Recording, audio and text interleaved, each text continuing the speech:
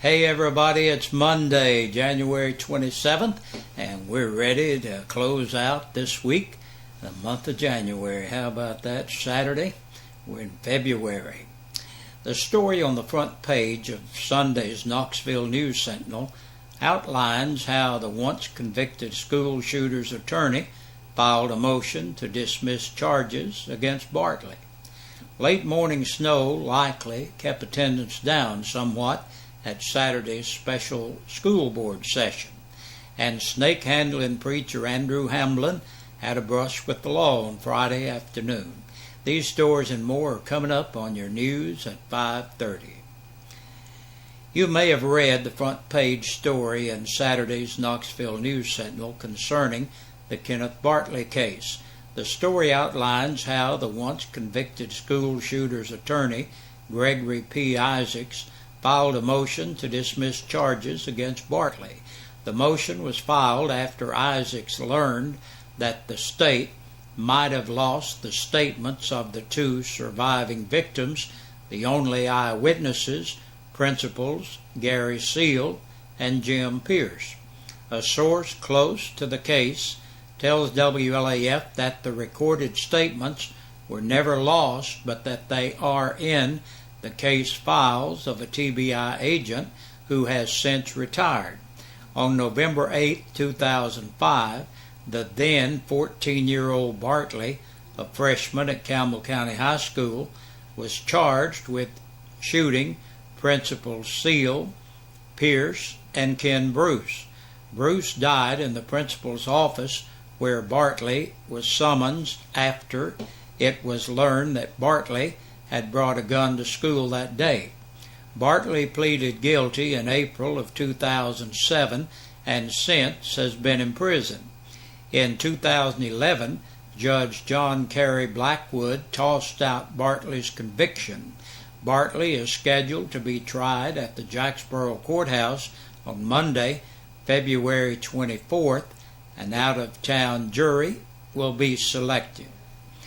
Late morning snow left around an inch of the white stuff on the roads and likely kept attendance down somewhat at Saturday's special school board session. However, 51 people showed up for the event, where the board, public, and director of schools, Donnie Poston, shared thoughts and addressed concerns about the state of Campbell County schools and its direction. School board chairman Rector Miller served as moderator and started by opening the floor to the public for any comments. Poston stepped to the podium and with a grin announced, "There's no school today." That quickly broke the ice, and the questions began with Danny Wilson, 1st District School Board member, asking Poston about accountability. Poston said, "We have an obligation to our children, and that holding people accountable is happening even though some uncomfortable decisions have had to be made." Poston adds that he doesn't believe in flash in the pan decisions. It takes time to research and learn about a situation before making a move. 3rd District School Board member Johnny Burge asked Poston what was his biggest challenge. Poston pointed to the budget as being the hardest element, adding that it would be good to have the funding to take the step to the next level. Johnny Creekmore, 5th District, asked about a JROTC program for Jellicoe High School. A complicated process is how Poston described it, but said he would like to see Jellicoe High have JROTC. Creekmore stated that he and Poston don't always see eye to eye, but that Poston has not brought any shame to our county and that he has the kids' best interest. More advanced placement classes were asked about by 2nd District Representative Josh Parker. Poston called on Larry Nidifer, Secondary Education Supervisor, Transportation, for input, and Nidifer explained that Principal Jamie Wheeler is adding AP classes each year at Campbell County High School. Mike Orrick, 4th District, touched on partnering with County Mayor William Baird, where education works with the county as it develops for industry, while Scott Hill, 3rd District, offered several comments. Hill said that he feels Poston needs to be supported and that he inherited a mess in 2010. He went on to say that we 10, meaning the school board, have great responsibility. He asked Poston what can we do as a board. Poston noted that encouraging words are as important as anything. Hill was the most vocal of the board members in expressing his support of Poston. Sarge Collins, 5th District, asked would he go to the county commission and ask for more money. Poston's answer was yes. 4th District School Board member Eugene Lawson, who calls himself the board's listening rod, wanted to know when will we get caught up. Lawson, who took his 10 minutes and then some, exclaimed 52 years. He said, I've been doing this education for 52 years and Campbell County has been trying to catch up the whole time. Lawson described progress as awful slow, saying that our seniors are our finished product. Poston allowed that our schools are seeing the most improvement across the board in 5 years. Lawson asked if Poston and Miller will ask for more money for the schools, and Poston said the process is underway. The final member of the school board to speak, the chairman, Rector Miller, was optimistic and began by saying that he has no problem with Donnie Poston integrity-wise. He also said that our schools are headed back up. Miller asked Director Poston to identify our weaknesses. Poston pointed out that 52% of the children are being raised by their grandparents and that teachers have become mommy and daddy, grandma and grandpa. He says that it's not unique here in Campbell County. After the 90-minute meeting, Poston told WLAF that he has peace through the contract extension process and that he welcomes concerns, criticisms, and comments. He asked, how can we go up if we don't know what people are thinking? Chairman Miller explained to WLAF that a lot of good things came out of the meeting. He says that the board is in unison in that this education system needs more funding and that will have to be addressed eventually. Miller adds that 2 of the strengths this school system has are its principals and its overall commitment of our teachers.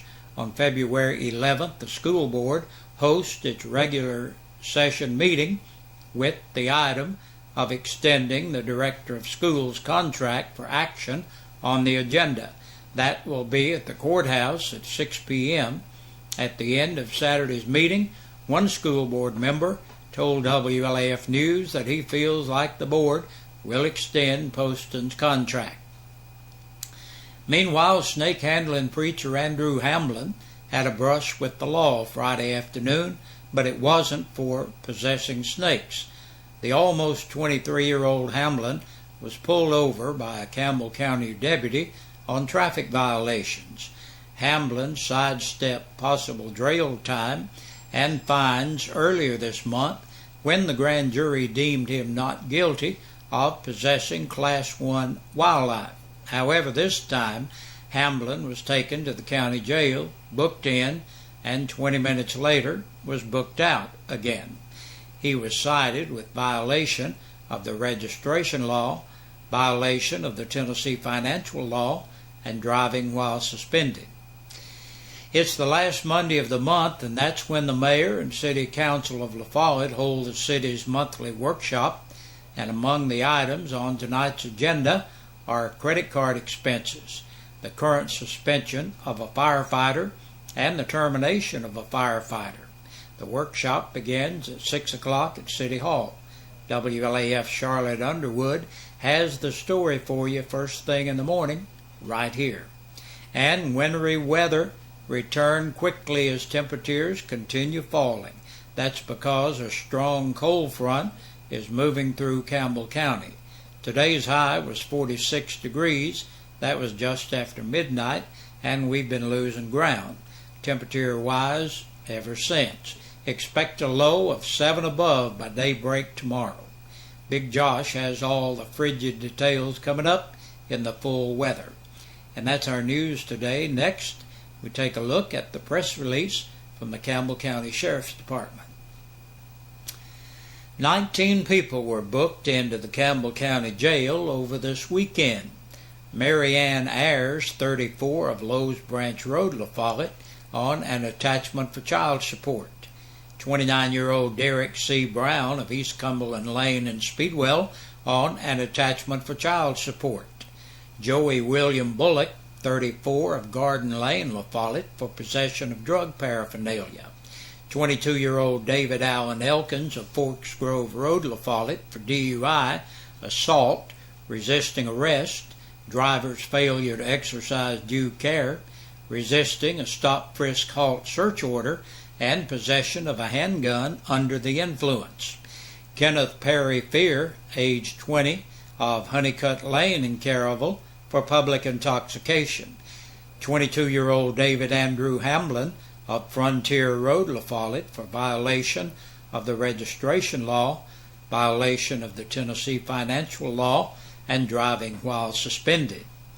Tanya Faye Heatherly, 37, of Russell Lane in Caryville, for theft of property under $500. 20-year-old Corey Lee Scott Hinkle of Pleasant Ridge, La Follette, for violation of the light law and driving while suspended. Margie Faye Johnson, 42, of Lee Phillips Lane in Briceville, for driving while revoked. 21-year-old Trevor Lee Lane of North Cumberland Avenue, La Follette, for theft of property under $500. Michael E. Mixon, 52, of Stone Park, Illinois, on a capious bench warrant, public intoxication, and disorderly conduct. 33-year-old Marla Ann Moore of Blue Springs Road, La Follette, driving while suspended, leaving the scene of an accident, and violation of a traffic control device. Kevin Lynn Norman, 33, of Thelma Circle in Jacksboro, for theft of property under $500 and theft of property between $500 and $999. Kevin James Sanders, 27, of Sawmill Circle in Jacksboro, for violation of probation. 34-year-old Charles Daniel Savage of Bowman Drive in Jacksboro, for driving while suspended. Christopher Brad Shears, 23, of Demery Road, La Follette, for robbery and theft of property under $500. 43-year-old Mary Sue Shears of Park Place Lane in Caryville, on a capious bench warrant. Benny Arthur Watkins, 54, of Robin Road, La Follette, entered the jail to serve court-imposed time. And last today, 31-year-old Matthew Brandon Wilburn of Lakeshore Circle, La Follette, on a capious bench warrant, introduction of contraband into a penal facility, and possession of a Schedule IV controlled substance. And that's the news for this Monday and the Sheriff's Report for the weekend. Thank you for joining us. Stay tuned. We'll keep you up to date on the weather, the school, and any other important news that might come along. We'll just wait and see what happens. See you again tomorrow. Hey, Big Josh with you once again on this Monday evening, looking at our birthdays and anniversaries. Our Birthday and Anniversary Club is brought to you by your friends here at WLAF and Eastside Pizza and Deli. They're located in the Food Line Center, so stop by and check out some of that great food. Tell them you heard about it right here. Today's birthdays: Michael Davis turns 17. Happy birthday to you, Michael. And Edward Harbazinski, I want to make sure I get that one right, is Edward Harbazinski Sr. is having a birthday today. Happy birthday to you, Edward. We hope you all are having a great day. On Friday, Jerry Cox celebrated, and June Williams. Happy belated birthday to Jerry and June. And then Saturday, Nikki Harville had a birthday. Happy birthday, Nikki. Doug Kibler celebrated on Saturday. Happy birthday to you, Doug. And Frank Moore had a birthday Saturday. Happy birthday to Frank. And yesterday, Andrew Rogers celebrated. Happy birthday to Andrew. And Janice Adkins celebrated yesterday. Happy birthday, Janice. And Roger Hill celebrated yesterday. Happy birthday to you, Roger. And today, Scott and Lisa Brewer are celebrating their anniversary. Happy anniversary to Lisa and Scott. Now, we hope all of you had a great day or are having a great day. If you're celebrating today and for some reason we don't have your name on our list, we'd love for you to get it in here, because that's the way you qualify to be in the drawing on Friday, and you could win a birthday dinner for two or an anniversary dinner for two from your friends here at WLAF and Eastside Pizza and Deli, located in the Food Line Center. Hey, have a great evening, good Lord willing. See you tomorrow.